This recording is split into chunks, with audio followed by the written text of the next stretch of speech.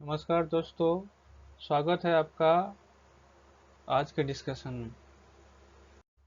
तो चलिए शुरू करते हैं आज का डिस्कशन। सबसे पहले बात करेंगे Indian strategic petroleum reserve limited के बारे में। तो क्या ये और क्या न्यूज़ है।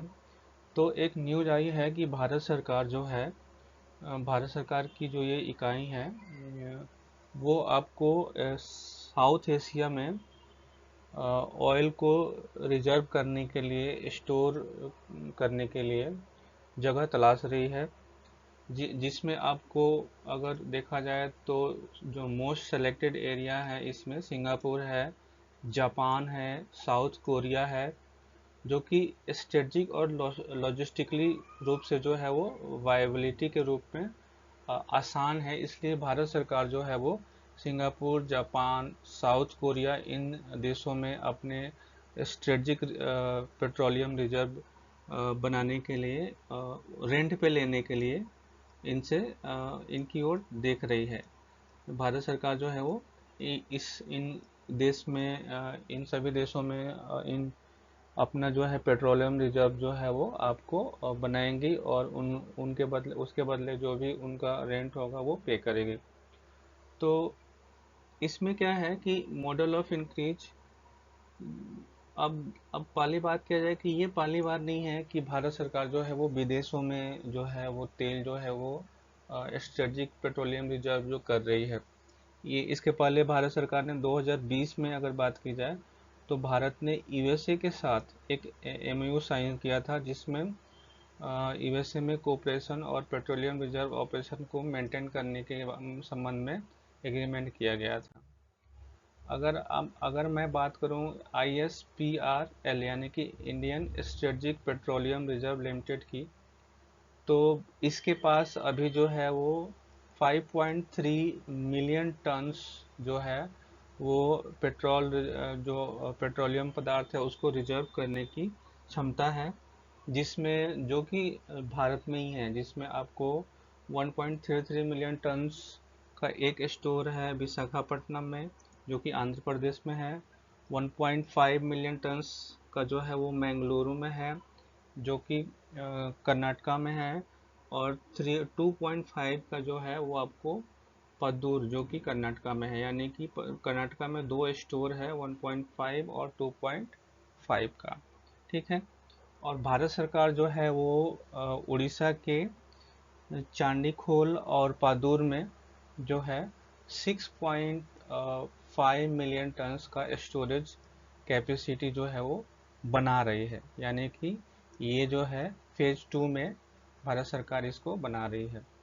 स्ट्रेटजिक पेट्रोलियम रिजर्व जो है वो, इसकी सप्लाई जो है आपको इमरजेंसी में की जाती है।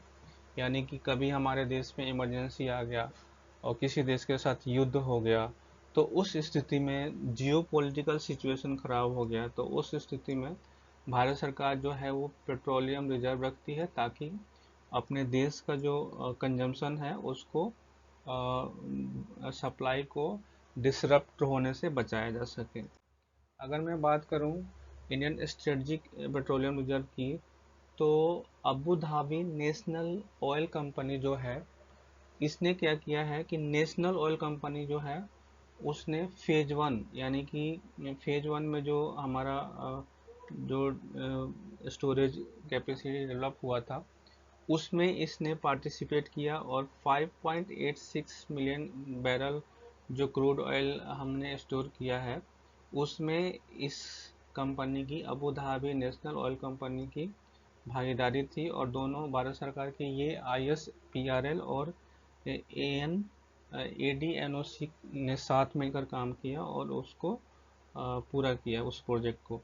Centre is discussing with Norway. Bharat सरकार जो है वो नॉर्वे के एनर्जी जियांट इक्वेटर के साथ भी बातचीत कर रही है, टू पेट्रोलियम रिजर्व को वहाँ स्थापित करने के लिए, as a part of effort to enhance the energy security world.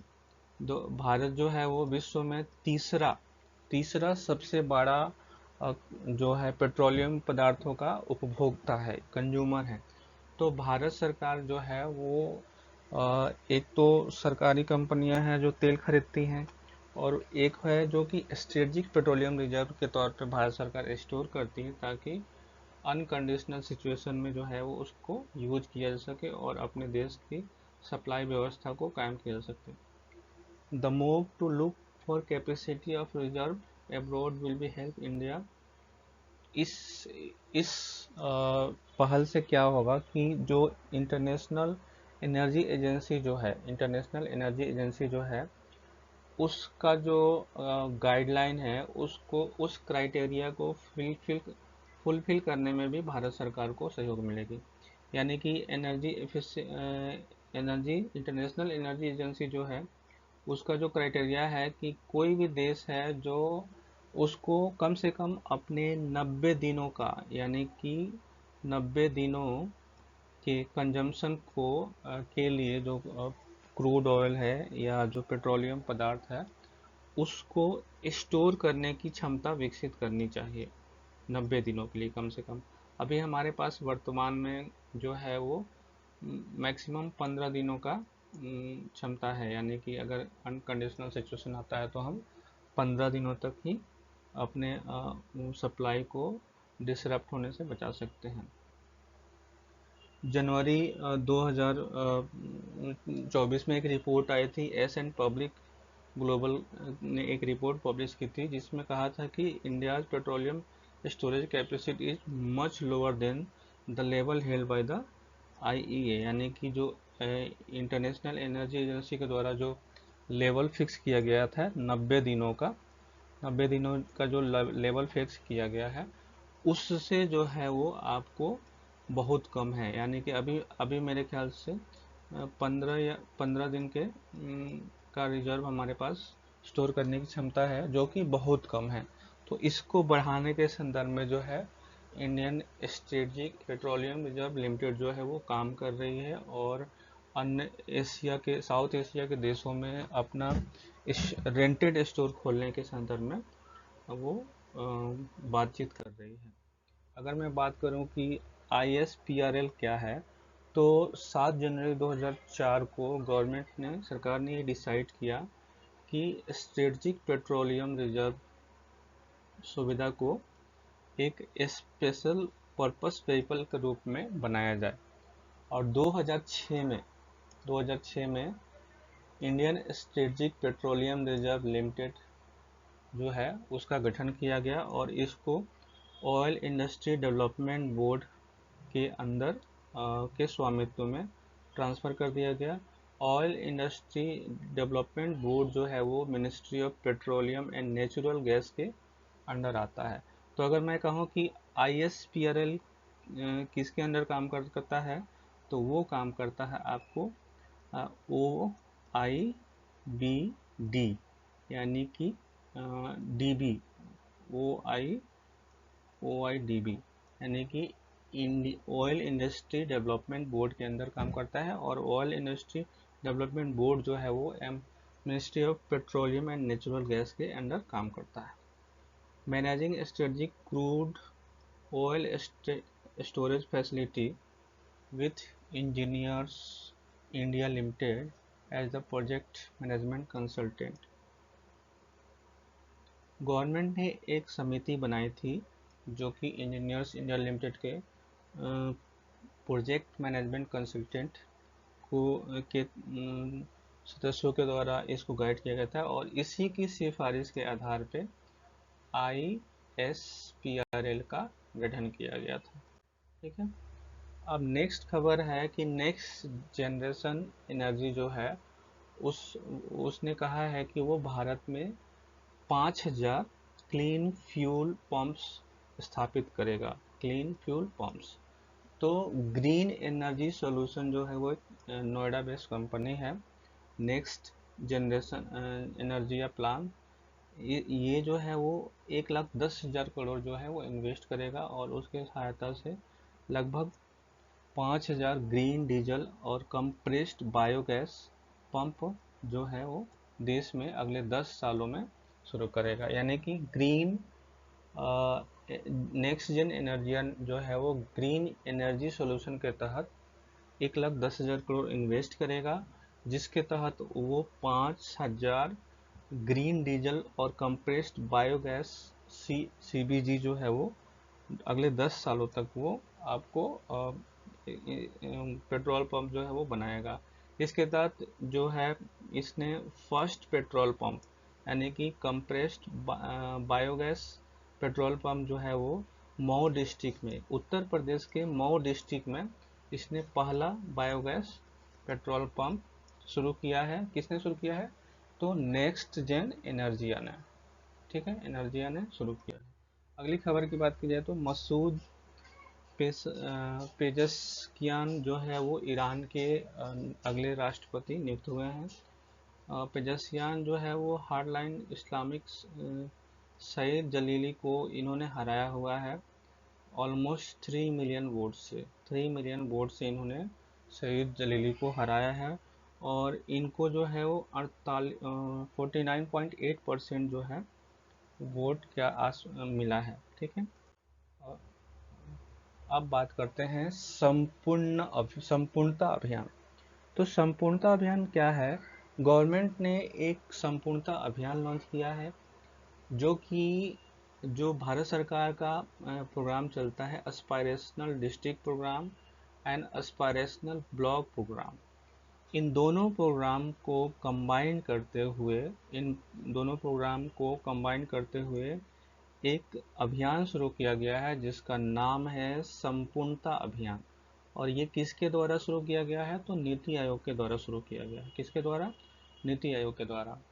Campaign जो है वो फोकस होगा saturation a few selected indicators, यानी कि जो एस्पायरेशनल डिस्ट्रिक्ट प्रोग्राम है और एस्पायरेशनल ब्लॉक प्रोग्राम जो है, इन दोनों के जो भी की इंडिकेटर है, इन दोनों की इंडिकेटर को फोकस किया जाएगा और दोनों को मर्ज किया जाएगा और दोनों को एक साथ लागू करके काम किया जाएगा। The covering existing scheme defining colour outcomes and implementing constant monitoring. संपूर्णता अभियान जो है वो ब्रिज डेवलपमेंट गैप को कम करेगा और उस पे एक दोनों को एक साथ लाने का काम करेगा। डेवलपमेंट गैप को कम करेगा, ट्रांसफॉर्मिंग चेंज लाएगा, ensure brighter future of nation aspirational district block, ठीक है। The duration of the initiative is 3 month, यानी कि जो ये अभियान है संपूर्णता अभियान, ये 1 जुलाई से लेके 1 जुलाई से स्टार्ट हुआ है और ये 30 सितंबर 2024 तक चलेगा। 1 जुलाई से लेके 30 सितंबर 2024 तक चलेगा। 30 सितंबर 2024 तक चलेगा। तो ये हो जाएगा आपका संपूर्णता अभियान। अब मैं बात कर लेते हैं एस्पायरेशनल डिस्ट्रिक्ट प्रोग्राम की। ये देख लीजिए आप, 1 जुलाई से लेके और सितंबर 30 तक ये अभियान चलेगा, यानी कि 3 मंथ का ये अभियान है। 3 मंथ का ये अभियान है, 3 मंथ का अभियान है। अब बात करते हैं एस्पायरेशनल डिस्ट्रिक्ट प्रोग्राम की। तो एस्पायरेशनल डिस्ट्रिक्ट प्रोग्राम जो है वो 2018 में इसको लॉन्च किया गया था।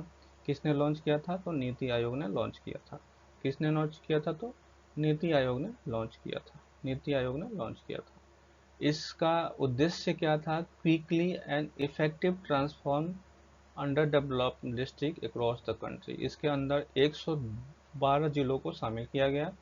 इसके अंदर 49 परफॉर्मेंस इंडिकेटर को शामिल किया गया, जिसको 5 ब्रॉड सोशियो इकोनॉमिक थीम के अंदर लाया गया, जैसे कि हेल्थ एंड न्यूट्रिशन। हेल्थ में आपको कि वहाँ की स्वास्थ्य व्यवस्था कैसी है, वहाँ के लोगों को शौचालय की सुविधा है कि नहीं है, बेसिक जानकारी है कि नहीं।